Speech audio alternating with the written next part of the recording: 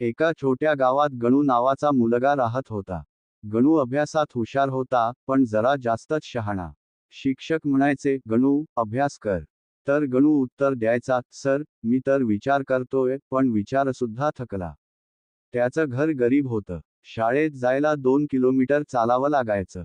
पावसात चिखल, उन्हात कडक ऊन, आणि मध्ये मध्ये गणूचं गाणं. अरे ओ चालत चालत इंजिनियर व्हायचंय रे. एका दिवशी शिक्षकांनी स्पर्धा जाहीर केली, सर्वोत्तम विज्ञान प्रकल्प. सगळ्यांनी कागद कपड्यांचे प्रयोग आणले, पण गणू म्हणाला, मी असा प्रोजेक्ट बनवणार, जो चालेल माझ्याशिवाय. त्याने घरातल्या जुन्या फॅनचं पंख, सायकलचा टायर, आणि आईच्या तव्याचं झाकण वापरून पवनचक्कीचं मॉडेल तयार केलं. जेव्हा वारा सुटला, तेव्हा बल्ब पेटला आणि शिक्षक ओरडले, गणू, तू तर वीजच निर्माण केलीस. गणू हसत म्हणाला, वीज नाही सर, गावात चर्चा निर्माण केलीये. तो स्पर्धेत पहिला आला. सगळं गाव म्हणालं, गणू म्हणजे आपल्या गावाचा लोकल एडिसन.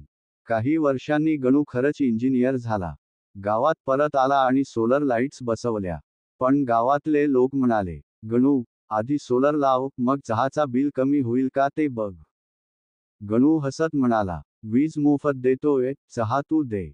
डील. आणि असं करत करत गणूने गाव उजळवलं. लोक म्हणाले, गणू नाही रे, हा तर चालता बोलता पॉवर बँक आहे.